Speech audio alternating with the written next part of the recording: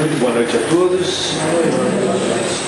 É muito bom a gente fazer esse nosso exercício, dedicar esses momentos, ainda que minoritários na nossa semana, dedicar esses momentos para as coisas mais importantes, porque é dessa lucidez que a gente adquire em comunhão com Deus, com o alto, com a luz, que a gente vai obter condições de tomar boas decisões durante a semana. Então, é uma sábia decisão a gente estar buscando o fundamental, buscando a ferramenta que abre, buscando a chave que vai abrir as portas para a gente. Hoje nós viemos falar sobre uma coincidência no Evangelho, que é Jesus, entre as suas comparações, as suas histórias, as metáforas, as parábolas de Jesus, é muito comum que ele cite a agricultura, o campo da agricultura. Por que ele fazia isso? Porque ele estava numa sociedade agrária, numa sociedade onde as pessoas cultivavam a terra. E ele queria ensinar as pessoas com base na própria realidade que elas viviam. Por quê? Porque tudo na vida da gente encerra lições, mas a gente vai fazendo mecanicamente as coisas e não reflete sobre o que está vivendo, acaba fazendo sempre do mesmo jeito, sem tirar as lições que cada situação tem embutida.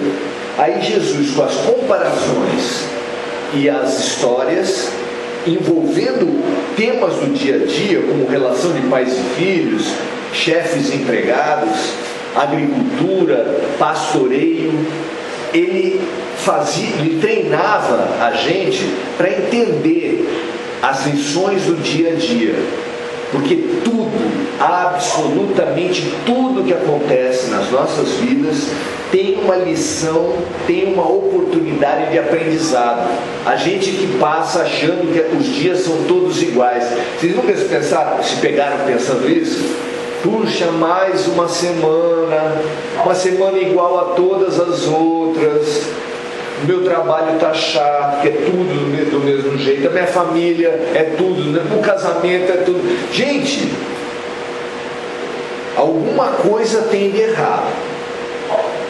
Se uma criança chega para você e fala assim: tio Maurício, não aguento mais, todo ano na escola a mesma lição, há 3 anos que eu estou ouvindo as mesmas lições, que conclusão você chega? O problema é da escola? O problema não é da escola. O aluno que ouve a mesma lição há 3 anos seguintes está repetindo de ano. E se ele fala: ai tio, eu não quero mais ouvir a mesma história, o que você aconselha para esse menino?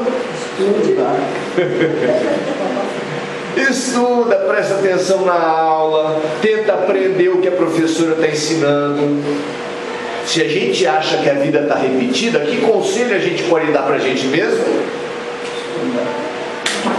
Nós temos que perceber, estudar a vida, prestar atenção na aula, porque só assim a gente vai tirar a lição. E na escola, qual é a grande promessa que tem na escola? Ninguém nunca formulou, mas a gente sabe qual é. Quem aprende a lição nunca mais precisa repetir. Vocês estão querendo repetir as mesmas lições? Quem gosta de fazer sempre a mesma coisa? Ter sempre o mesmo problema? Muda de emprego, tem chefe ruim. Muda de prefeito, a prefeitura continua ruim. Troca de esposa, troca de marido, não anda do mesmo jeito. Troca de casa, continua tendo vizinho ruim. O que está acontecendo com a vida? O que está acontecendo é simples, é como o aluninho. Nós estamos vivendo uma aula atrás da outra, mas sem prestar atenção nas lições. E aluno que não presta atenção nas lições, repete, e depois reclama com a aula, reclama com a professora. A professora sempre fala a mesma coisa. Meu filho, se a professora está falando a mesma coisa, é porque você não está prestando atenção. Então Jesus usava as parábolas e as metáforas, as histórias, as comparações, para a gente estudar as parábolas. Porque estudando as parábolas de Jesus, a gente se capacita para aprender com as parábolas de Deus. As parábolas são histórias das quais você pode tirar lições morais, lições espirituais. E treinando com as parábolas de Jesus, a gente se capacita para as histórias e para as parábolas de Deus. Aonde estão as parábolas de Deus? Que personagem elas têm? Que lição tem em cada uma delas? O que são as parábolas de Deus? As parábolas de Deus têm como personagem, tem histórias únicas para cada um de nós. O personagem da história para ela é um, para ele é outro, para ela é outro. Quais são os personagens? A mãe dela, o pai dela, o marido dela, o filho dele, a mulher dele, a mãe dele. Nada é por acaso nas nossas vidas. Não cai uma folha de uma árvore que não seja pela vontade de Deus. Então cabe a gente o quê? Aprender o que é que Deus estava querendo dizer para mim quando me deu a mãe que eu tive, o pai que eu tive, o filho que eu tive. Se a gente não perceber, não aprender com isso, vai repetir. E como Deus não desiste nunca de nós, não repete só nessa vida.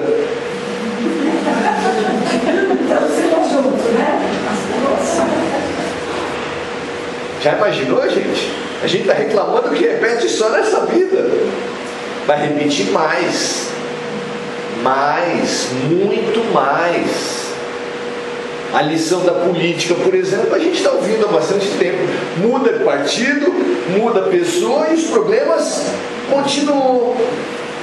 Por que será? Porque o brasileiro não está aprendendo.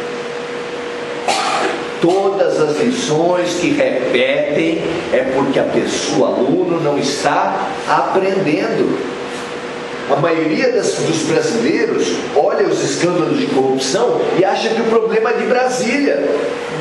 Acha que o problema é do partido que ele não gosta. Acha que o problema é de algumas pessoas. E o problema não é de algumas pessoas, não é de um partido e não é de Brasília. O problema da política é da cultura política brasileira. Porque se você já acompanhou um candidato a vereador, nós não estamos nem falando dos grandes, você vai saber que o eleitor pede para ele é corrupção. Ele pede emprego para o cunhado, ele pede camisa de jogo de futebol, ele pede cadeira de roda, operação. Tudo isso é o quê? Corrupção. E se um candidato falar que não dá nada disso, tá fácil para ele? Nós precisamos mudar muita coisa. Na religião, o que acontece?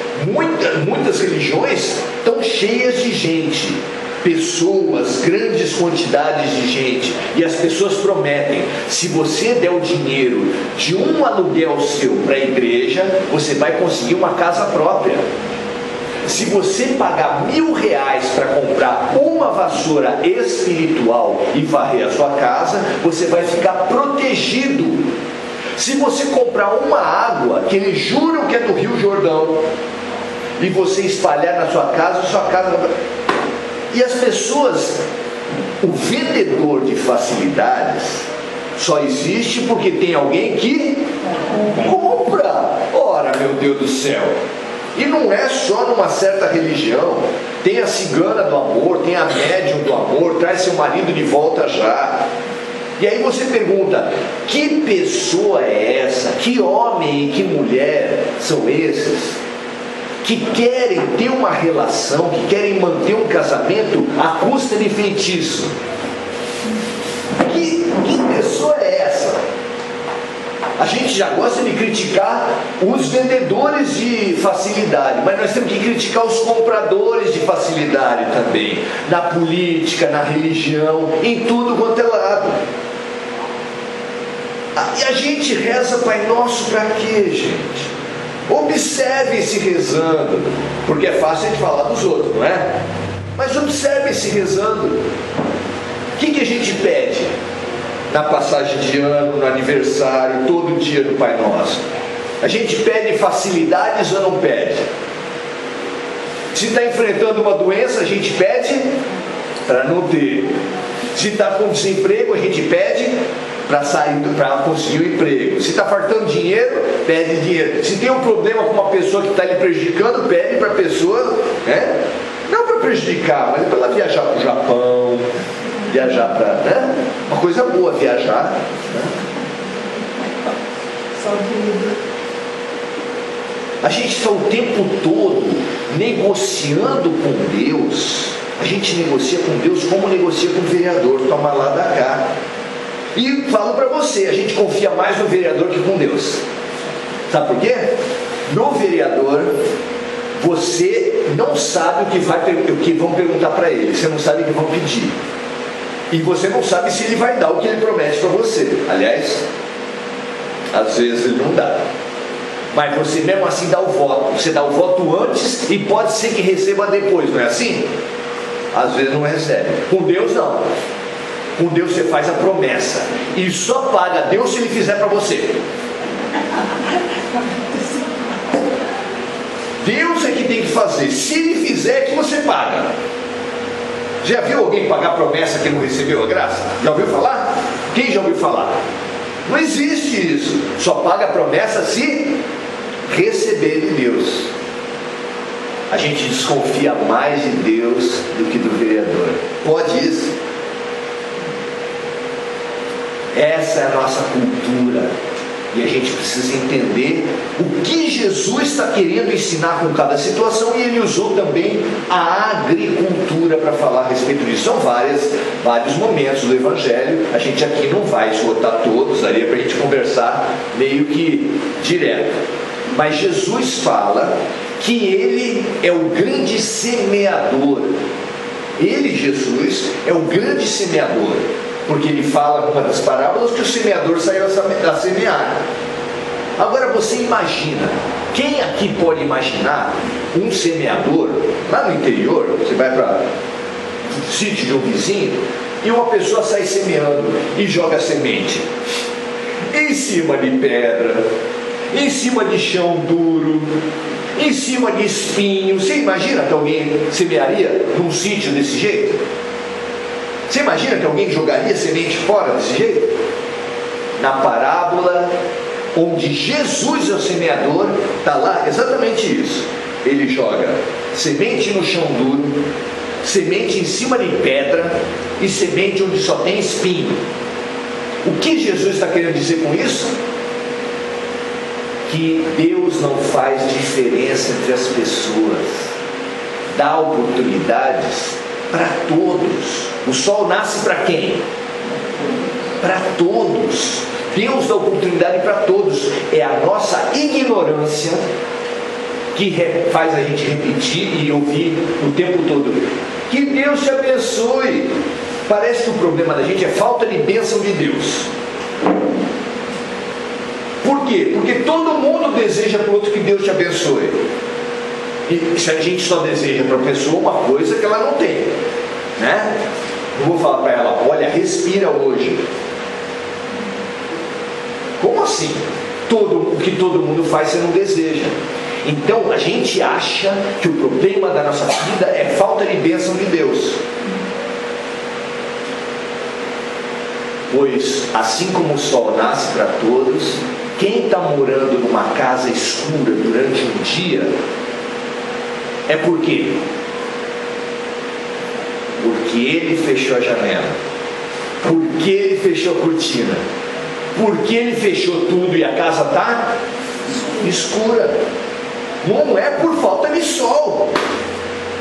O nosso desejo uns para os outros não devia ser que Deus te abençoe. devia ser que você, hoje, ou essa semana, ou esse mês, se abra para as bênçãos de Deus que vêm permanentemente sobre todos, sobre os assassinos, os pedófilos, os terroristas e os corruptos. Deus é pai de quem? Deus é pai de todos. E Jesus falou que Ele é o semeador e que jogou semente sobre todo tipo de terreno. Isso tem um símbolo interessante, não é? O problema da lavoura de Deus não é semear, porque a semente cai em todo lugar. O problema é o tipo do terreno. E o tipo do terreno, segundo Jesus, somos nós. Cada um de nós é um tipo de terreno, que uns dá frutos, esse terreno, por exemplo, que é muito pisado, que ele fala, as primeiras sementes caíram à beira do caminho. O que é o caminho? É um chão como todos os outros, mas tem uma diferença: é o chão que todo mundo pisa. E o chão que todo mundo pisa é bom para brotar? Ele está duro, a semente não entra. E a semente não entrando, disse Jesus, vieram as aves do céu, pegaram a semente e levaram. Tudo isso é simbolismo, tudo isso é estudo. Merece vocês virem aos grupos de estudo da casa, merece vocês lerem os livros, estudarem para... O que Jesus estava querendo dizer isso? Quer dizer que a gente recebe as bênçãos de Deus, mas se nós estivermos nesse terreno que todo mundo pisa e quisermos justificar os nossos atos porque todo mundo faz, eu desvio um dinheiro lá no meu trabalho sim, mas se eu não roubar, o outro vai roubar. A mesma coisa. Muita gente quer justificar os seus atos com o ato de todo mundo. Esse não entra a mensagem de Deus, a semente não entra nesse tipo de solo. Vêm os espíritos, os arregimentadores de espertezas e de riquezas e tiram de você. Não são só os ladrões claros. Tem um outro tipo de solo, que é o solo cheio de espinhos. Você tem aspectos espinhosos da tua personalidade? Você não tem umas coisas que são meio chatas? Ou não? Você só é legal com todo mundo? Sempre tem umas coisas que a pessoa chega perto de você, não tem uns dias? A pessoa chega perto e ela leva uma espinhada? É assim. Nós temos o nosso terreno, a gente deixa o nosso terreno ser criado, ser ocupado por espinhos. E isso é muito típico. Nós gostamos de alimentar nossos trejeitos. A gente fala com orgulho, não, comigo é assim, falou isso, eu já caio matando. E gosta de dar valentia. A gente tem orgulho dos espinhos. E aí a semente cai no terreno, passa pelos espinhos e chega lá no chão e começa até a brotar. A semente, quando passa no meio dos espinheiros, ela cai no chão e começa a brotar. Mas começou a brotar, enquanto ela tem energia da semente, ela vai. Quando ela começa a precisar do sol para viver, não dá mais, porque o terreno está fechado de espinheiros. Quando nós damos muita vazão aos nossos egos, às nossas manias, aos nossos desejos, querendo que tudo seja do jeito que a gente quer, ninguém suporta ficar do lado da gente, ninguém suporta trabalhar com a gente. Quem gosta de um marido, de um chefe, de um colega que quer tudo só do jeito dele? Não dá. Sufoca. Não sufoca essas pessoas? Como o espinheiro sufoca a boa semente. E assim vai. Jesus vem plantando na gente há muito tempo. Vem plantando. Aí tem uma outra passagem do Evangelho que alguém chega e fala assim: o reino dos céus é como um campo de trigo. Que o agricultor chega para o dono do campo e fala assim: está começando a nascer joio no meio do trigo. Eu estou percebendo que está nascendo joio. Joio o que é? É um mato parecido com o trigo que não serve para nada. Daí o empregado fala assim: patrão, o senhor quer que comece a tirar esse joio? Ele falou: não, se começar a tirar agora, você provavelmente vai arrancar junto o trigo. Vamos esperar e na hora da colheita a gente separa. Nós estamos na época da colheita anunciada por Jesus. Agora é a separação do joio do trigo. Que separação é essa? É o momento da transição planetária, onde está sendo passado um pente fino na humanidade para ver quem fica, quem não fica, quem é bom, quem não é, quem prestou atenção na aula ou quem vai repetir de ano. E aí vem outra pergunta que vocês podem fazer: mas como vai ser feita essa separação? Outra comparação de Jesus: conhece a árvore pelos seus frutos. É pelos seus atos concretos que você vai ser medido. Tem gente que fala assim: não, eu tenho mais de 30 anos de pagando dízimo, tenho mais de 30 anos confessando, ou no espiritismo tenho mais de 30 anos em sala de passe. Se ele estiver fazendo tudo isso por amor, com boa intenção, dedicado, bacana. Ah, então o dízimo não é ruim? Não. Quem paga o dízimo de coração está fazendo bem, porque é a intenção, é o coração da gente que vale. Quem faz a confissão, quem toma a hóstia, tudo isso é para o bem. Chico Xavier era coroinha e falava que com a visão espiritual que ele já tinha desde criança, ele via espíritos de luz na Igreja Católica, prestando serviço ali dentro. Ah, Maurício, você é espírita, está falando bem dos católicos? Porque o espiritismo não tem um vínculo da briga entre as religiões. O nosso compromisso é com o bem, e o bem acontece só aqui. Quem acredita nisso, meu amigo, está por fora. O bem acontece aonde estiverem dois ou mais reunidos em seu nome, em nome de Jesus. E aonde tem dois ou mais reunidos em nome de Jesus? Tem nos evangélicos, tem nos católicos, tem na Umbanda, tem no messiânico, tem no budismo. Ah, no budismo eles nem conhecem Jesus. Ah, mas não é Jesus a figura dos quadros que ele quer dizer. É Jesus o que ele simboliza. E o que Jesus simboliza é o amor. Ninguém vai a Deus se não for por mim, disse Jesus. Mas não é ele personagem, não é ele cruzinha pendurada no pescoço. O ateu, a pessoa que falar que não acredita nada em Deus, mas que moveu seus atos por solidariedade, por caridade, por empatia, ele é mais cristão do que muito cristão que tem por aí. A gente sabe disso, nosso coração diz isso. De verdade, a gente não consegue acreditar nessas coisas que, se eu seguir um rito, eu sou bom. Não! Se você seguir um rito que um sacerdote te prescreve, ou fizer alguma coisinha que te falarem, o teu coração diz que isso é fake. Agora está na moda falar fake, né? O teu coração diz que é mentira.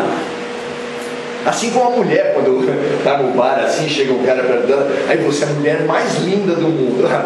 Ela não saca. Ela pode até entrar no jogo, mas a cantada é fake, é mentira. O que não falta é mentira para tentar manipular a gente. Mas a gente só é manipulado quando quer, quando deseja, quando aceita o jogo e chega de aceitar o jogo. Nós estamos na época do joio e do trigo, e estamos na época de nós mesmos, antes de vir o ceifador, cortar o joio e o trigo e depois separar quem é quem. Antes disso, a gente precisa, nós mesmos, tirar a nossa erva daninha. Como é que a gente tira a erva daninha da nossa lavoura particular, da nossa mente, da nossa casa? Na tua casa tem pessimismo? Analisa. Tem gente desesperançada na tua casa? E no espelho tem? Eu duvido que tenha alguém nessa sala que não tenha um momento de desesperança, de pessimismo, achando que a coisa não vai, que o barco está à deriva, o barco da humanidade está perdido. E cada momento que você faz isso, você está sendo joio. Mas cada momento que você deixa acender esperança dentro de você, que você estabelece uma conexão com o alto, uma crença no sentido positivo de tudo que existe, você está sendo trigo. E é do hábito de ser joio, com pessimismo, com negativismo, com desespero, ou de ser trigo, com o serviço, com a solidariedade, com a ajuda ao outro, que vai definir se você é um ou você é outro. Seja mais claro, Maurício.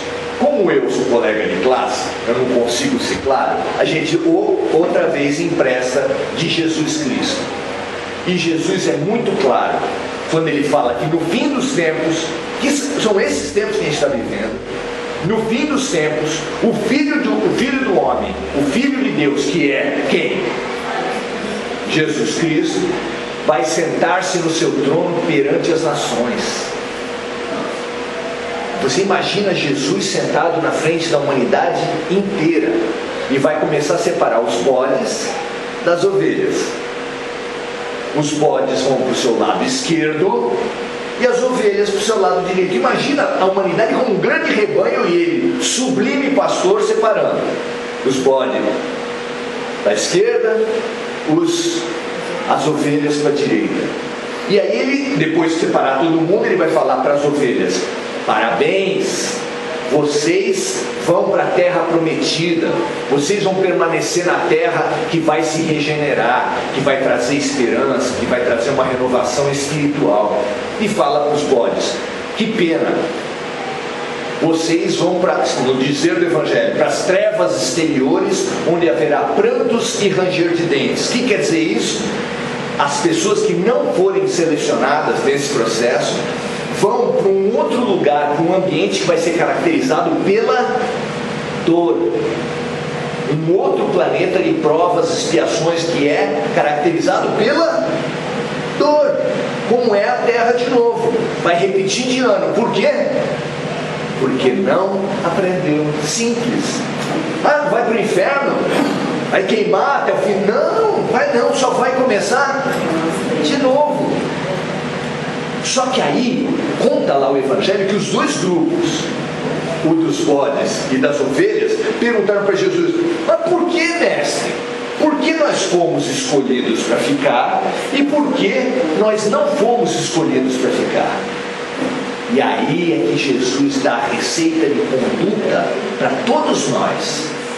Esse é um momento precioso em que o próprio professor fala o que vai cair na prova. Se o professor está falando que vai cair na prova, o que os alunos têm que fazer? Ora, minha gente, presta atenção.